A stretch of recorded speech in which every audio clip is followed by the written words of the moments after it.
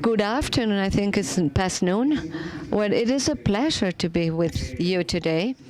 Without no doubt, it is very nice as Mexicans to see that there's great solidarity from all the partners of UC&CS because of the events we went through, not only in Mexico in the last days, all the earthquakes, but also, as you know, the Caribbean also has been damaged by the hurricanes, the Virgin Islands, Puerto Rico, and also the U.S. in Florida, and so on. So the spirit of solidarity has to be appreciated.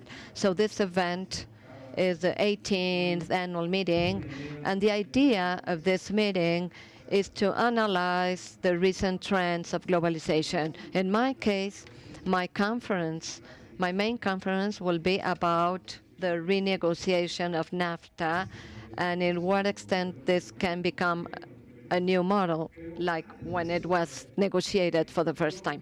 So I prepared a presentation about trends of topics that are relevant as a background, because the idea of the meeting is to analyze the trends around the central topics, the financial sector, the global system of trade. What are the trends? So for you will know all the geopolitical changes global-wise, they may have an incidence on the development perspectives, investment perspectives of different countries, and you will have a better idea of what will be the recommendations.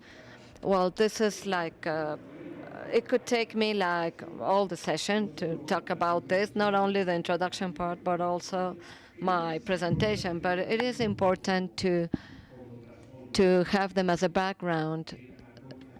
So when we end this session, I will talk about the change that we have had in the U.S. because the Trump phenomenon. It is very important to have it clear in order to understand what can happen in the future. Obviously, based on the crisis of the 2008, there's been a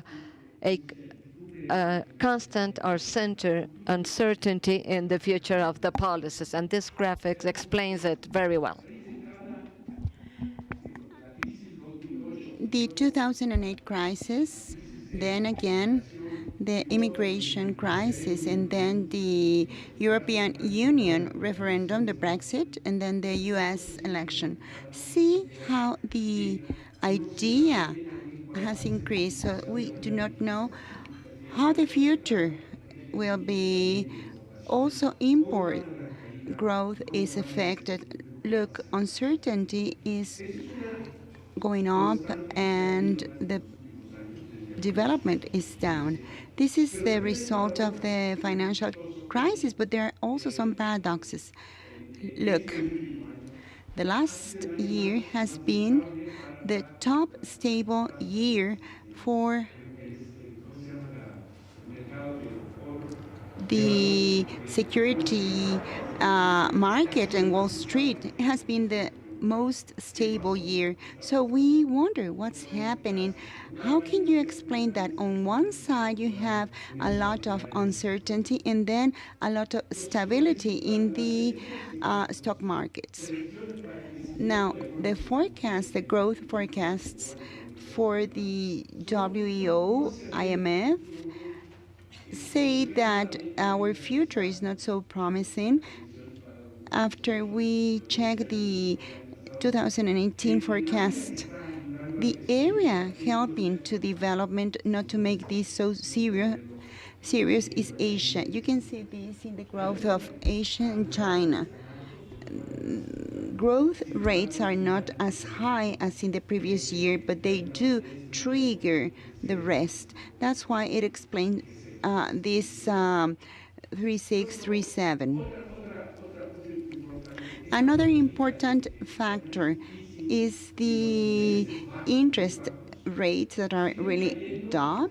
debt are really low, and however, the global indebtedness is growing, and this is also creating some help and accelerates the uncertainty that we see during these times. Now, global trade. We still see what we saw in previous years. The main exporting economy is China, followed by the United States, and then Germany, which is also a very important country, Japan, the Netherlands, part of the mist that we already talked about. Also the importers, US as the major one, explaining part of its development and also the lack of satisfaction that has been generated in the United States related to their trade deficit.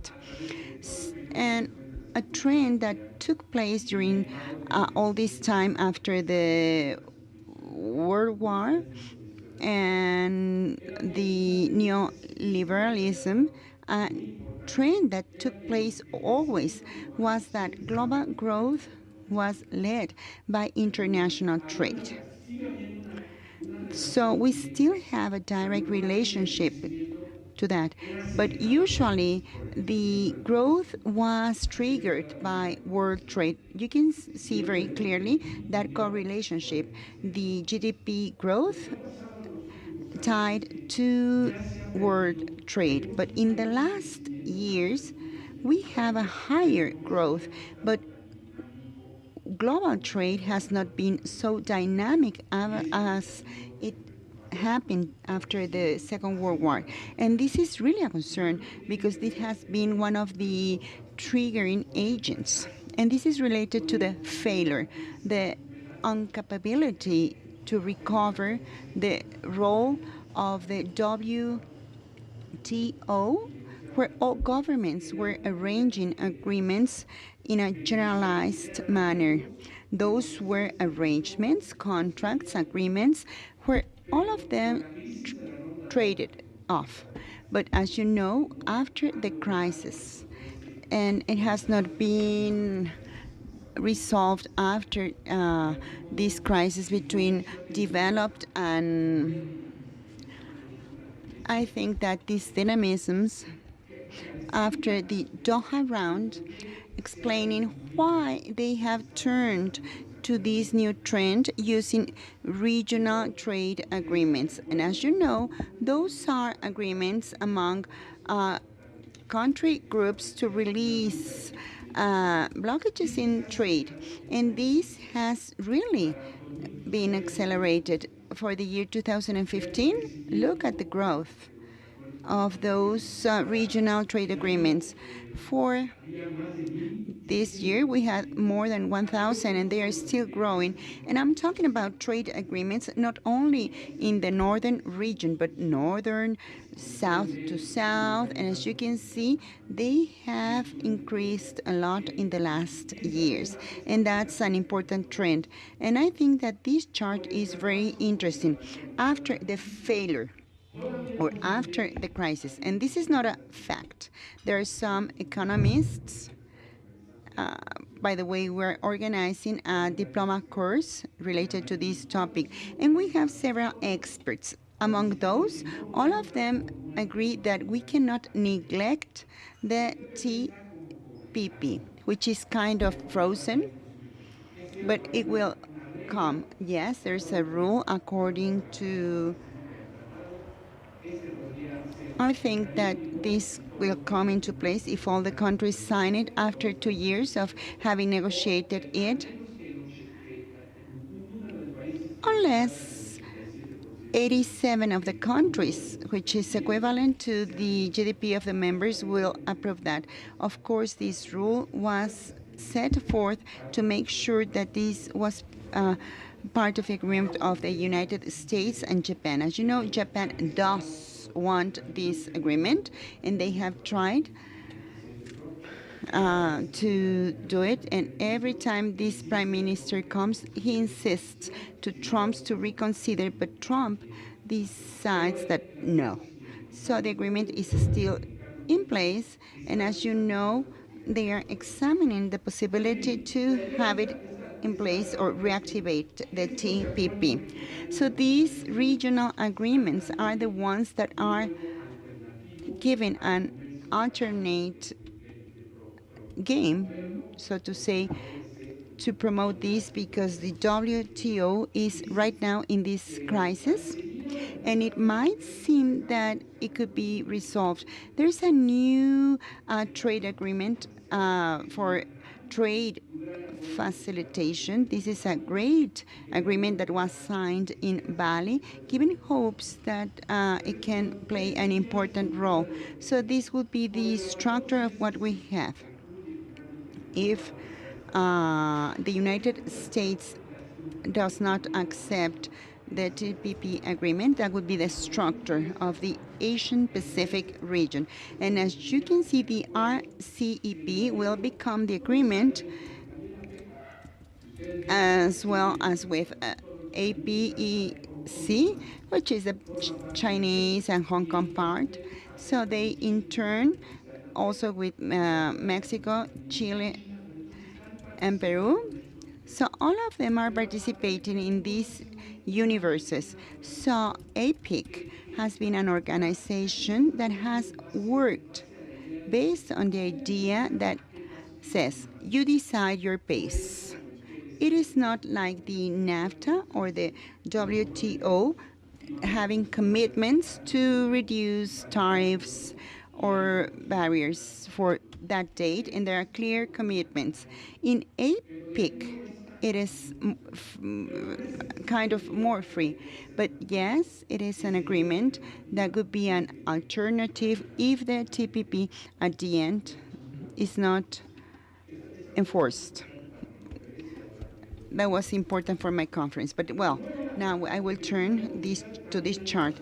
The new trade architecture has also had some effects on Latin America, and free trade agreements have proliferated. Look at this, not only South countries, but also southern and northern countries. China has agreements with some other countries in Latin America. I think this is the top country that has more trade agreements with the region. But they are also looking for these trade agreements. So we are convinced that we should be open, because this is the path that would lead to development in the future. See the growth in Latin America. Another important topic are geopolitical shocks. The World Economic Forum makes a survey on political leaders about which are the main risks or concerns that they can see in 18 months and the next 10 years. And you can see their answers here. One of the topics which is a concern could be non-voluntary migration at high scale. 52 of them. Then the collapse of some nations that could take place in the Middle East, interstate conflicts, unemployment, sub-employment, 26%, and also failure of national governance. For the next 10 years, water crisis could be taking place. Also, mitigation and adaptation for climate change. By the way, I wanted to be grateful for your attendance in coming to this event, and please help us to change the decision of President Trump for leaving the Paris Agreement. We should insist that he should modify his decision of leaving the Paris Agreement. So as you can see, this is a concern for the next 10 years. And also extreme weather events that are the ones that we're experiencing. Also food crisis and deep social instability. Also, terrorism, even when it has been a phenomenon that has been taking place for a long time, since the 70s, we have had waves. Nowadays, we have a growth, as you can see in these charts. It is increasing, and this is a theme that affects all countries. Some less, some more. In Europe, for example, this is a habitual fact. Now, refugees, that's another important topic. The displacement of people is increasing, and receiving countries of these refugees are shown here: Turkey, etc. Today, as you can see, well, yesterday, there was an election in Germany. The president was reelected, but the advantage was minimum compared to the last period. She lost 10 points, and a new political party appeared and will be part of the parliament after 60 years in Germany. I was reading this in the New York Times.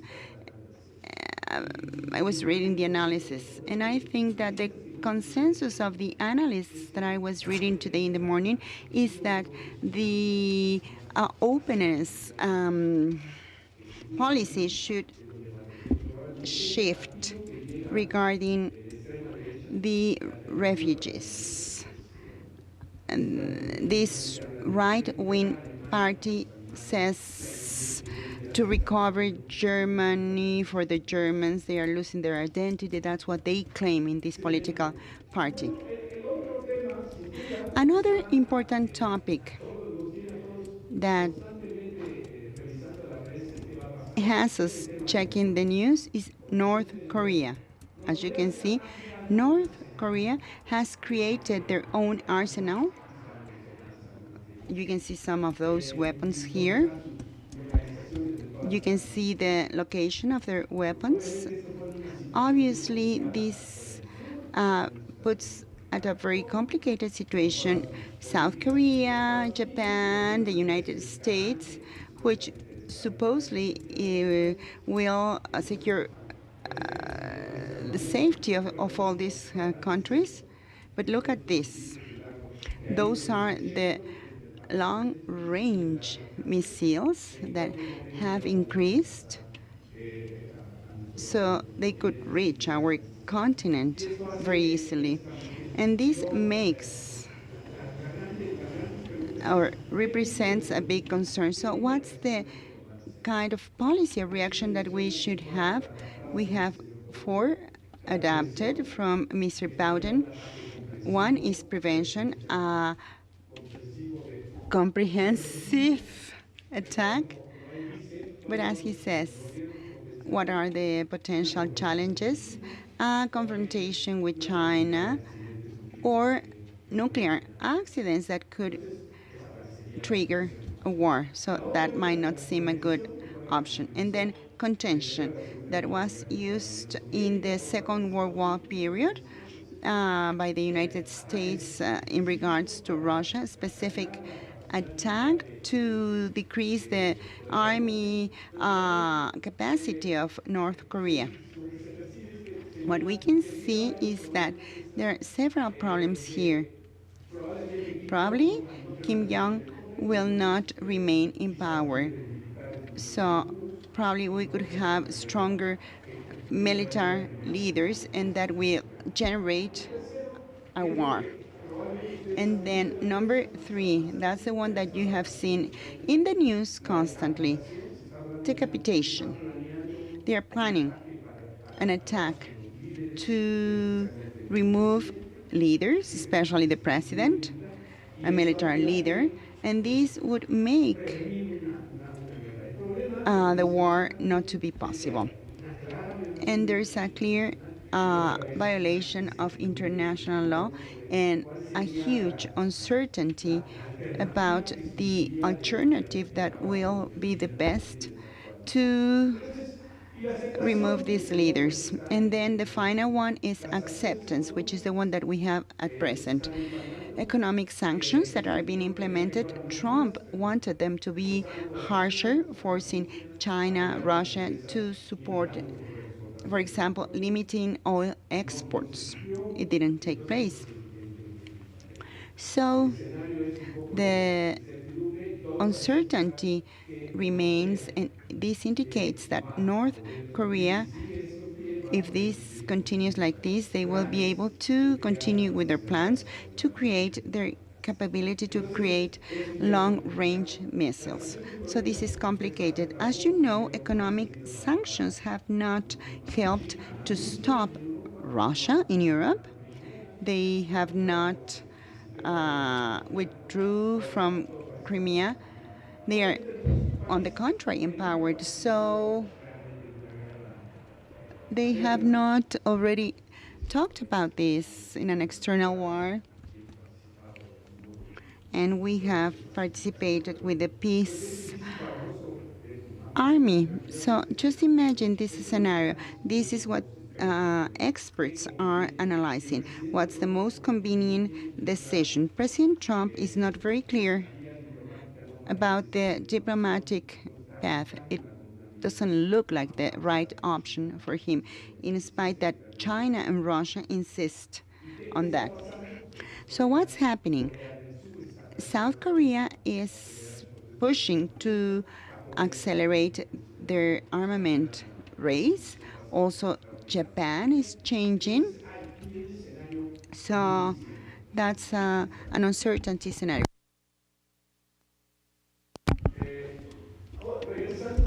Getting back to this map, you can see here this chart related to Europe and developed countries.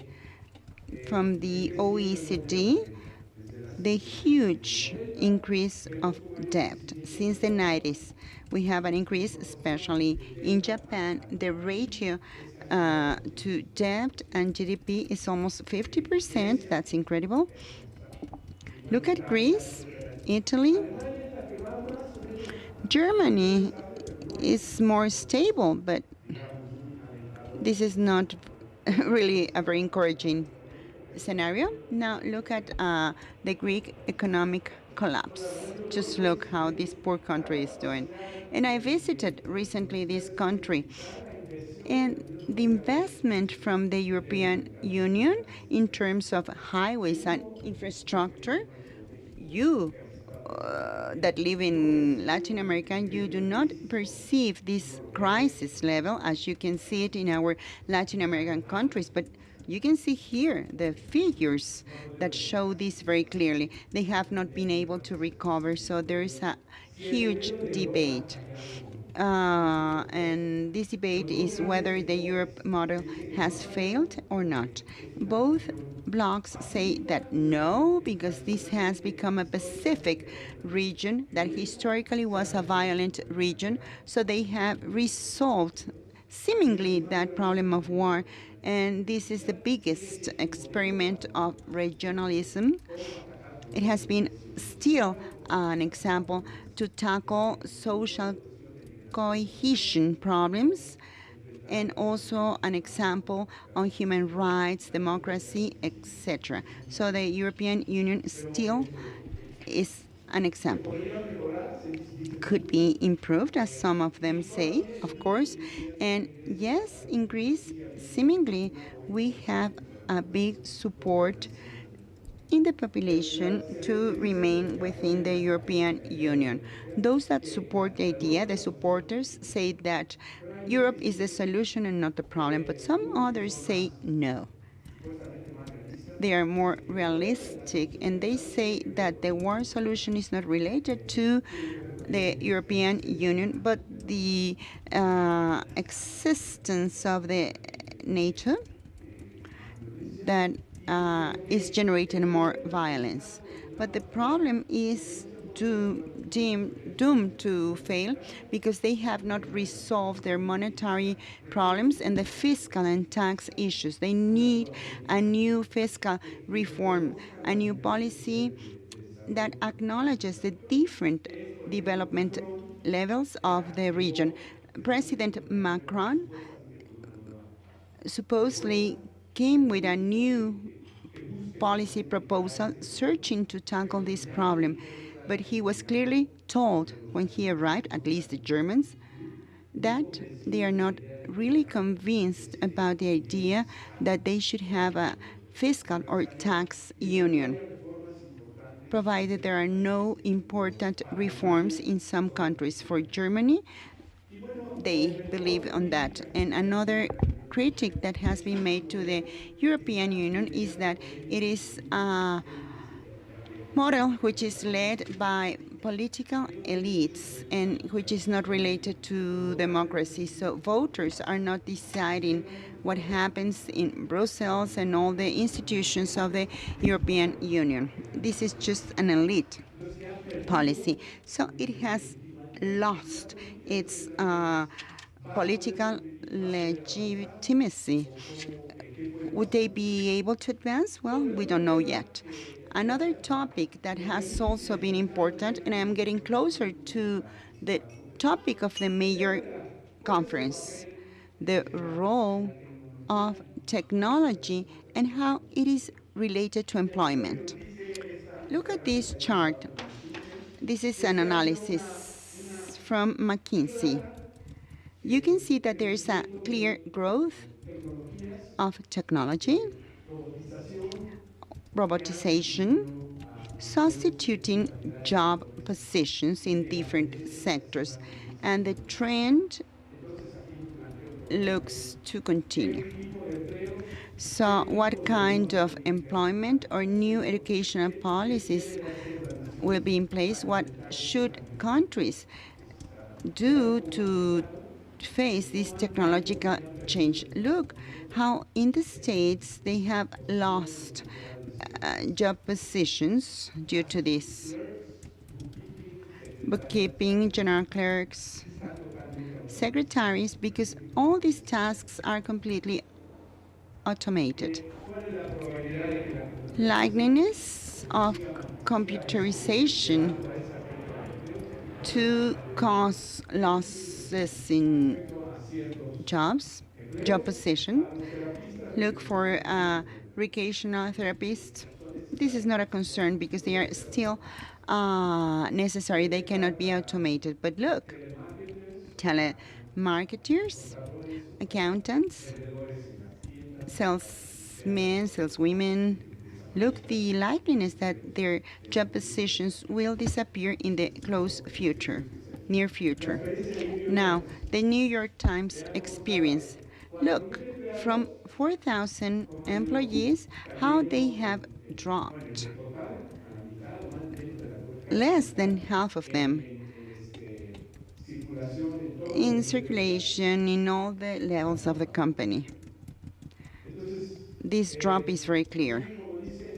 And as they say, the robots, they have created a new term, robocalypse. In Korea, South Korea, look how they are buying new robots.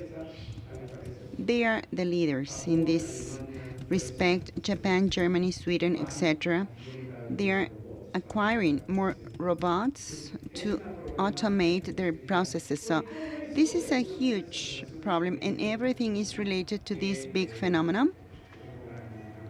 Mr. Mubarak asked me to stress out this phenomenon, by the way. Populism, the populist wave that has been triggered at worldwide level in Europe, Hungary, Poland, Turkey, the Netherlands, Philippines, France. Fortunately, it didn't grow due to Macron's administration and Donald Trump, which is very important for our region. Which are the common features of this populist wave? Nationalism, anti-globalization, anti-migration, lack of trust in multilateral organizations, lack of trust in entrepreneur and company associations, and that the common man is the one that understands, not to talk about alternate facts, etc. Of this new rhetoric to criticize the elites or the media, the newspapers. This is a new language. Trust the leader and the quest for simple solutions for complex problems. So, Emmanuel Macron seemingly broke this trend. Also, the re election of Mrs. Merkel might make this trend to become not so strong, but the rest of the countries will force Germany to change or stop the openness policy, at least in Germany. I think that they will not have other choice. They will need to stop their openness to refugees. And this is sad because this is not a solution for the immigration problem. So as you can see, look at the wave, how the vote was in favor of populist parties in the 70s, 5.1, and nowadays it has double or more than that, 13.2. And if we make a new count, I think it would be more. Now, the Brexit. What would happen? What would it be? It is still in the air. The discussion is still in place. They have even said that there's not going to be an exit from Great Britain. I believe that it will. But the problem is what kind of exit will take place. We have already seen economic impact in the depreciation of the pound and the foreign investment delay. And also, they are not being the center of Europe. And what will happen with Scotland and also the Ireland that are in favor of the UE, sorry. So this is an important topic for Great Britain. Negotiations will be very important. You can see here something important. It happened the same as with Trump. The polls before the election forecasted that the winners will be those that wanted the European Union. The same happened in 2016 in Washington. They were already feeling that there was another winner. The experts forecasted that Hillary Clinton was going to win with 3-4%, and everybody they were happy celebrating Hillary advantage. And after the results, there was really bad news. So this is the variable, the Brexit, that is also in place. This is something that we need to take into consideration. Okay, I don't know if, well, this is the background of what I was going to start in my presentation, or we can inaugurate the event. But, well, what is going on in the USA? Something that we witnessed in the last election is that the US always, well, in its history, has had cyclical events of being open or closed. If we see this in a long-term view. For President Trump likes a lot to compare himself, or I don't know if you remember the eighth general or seventh president, General Jackson. He was a president that took power with a populist flag, saying that he was against the elites of Virginia. It was the George Washington, Madison, Jefferson elite that in some way, in his opinion, controlled the power in Washington, and they weren't allowing that the common man would benefit And then, well, it won and make important reforms in the U.S., established the universal vote, and he was so influencing that he made disappear the Party of Virginians, and a new political power was established. There has been several periods in that history, but we didn't experience a phenomenon of this one. We had like threats of this kind. For example, if you remember in 1992 FTA negotiation, there was a candidate who was a businessman, a very successful, and he thrived, and he decided to form its own party to compete, to run for president, because he didn't agree with Democrats and Republicans. And his flag was, if you signed, it was the FTA that became the flag of his campaign. If you signed the agreement, you will have the giant sucking sound. It is like a huge escapade of employments. So the criticism was, we can't afford to have this in Mexico. Mexico has no rules. So this message was there in 1992. You shouldn't surprise this with Trump, but with Trump this got worse. But what happened? Well, Gold faced debate in the press. I don't know if you remember this. He defeated him. There was a huge climate in favor of the openness of the economy, that he won the debate and he disappeared from the map. But there were FTA agreements that did not favor workers. And the own Obama, well, he took power, and during his two administrations, he talked about FTA negotiation. Well, Mexico, Canada said, no, okay, you tell us when, no, nothing happened. But with Trump, this is different. What happened? This has to do with all what you see in this slide. From the 60s to 80s, the U.S. decided to carry out an international policy of openness. First, because it was convinced that the liberal international system of openness would benefit not only the U.S., well, first the U.S., but also to the rest of the world.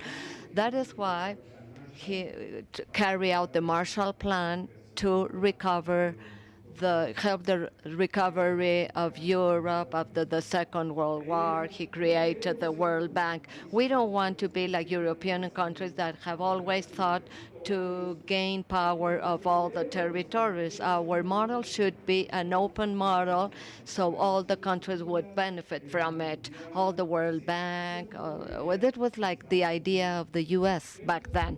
But this was transformed during the 60s to the 80s, because as countries recovered, like Japan and the mix, like Korea and so on, with the support of the U.S., there was a wave of exports of products from those countries, and the U.S. suffered pressure of, started to have protectionism, the industry that weren't able to withstand the pressure, so the policy started to change in the U.S. So we experienced deficits in the trade balance, and also in the current account balance. That led to what you remember, the Nixon hit, the devaluation of the dollar, the separation of the dollar from the gold standard, and a 10% interest rate. And a flexible exchange rate was created. I'm not going to dwell on this because you are very familiar with it, but gradually the companies were subject to an international competition, and they started to think that it was necessary to be international in order to achieve more competitiveness. And this is where we had the second or third stage of the globalization referred by the analysts. We need to be open, and And there was a trend of workers that started to see themselves displaced by the imports.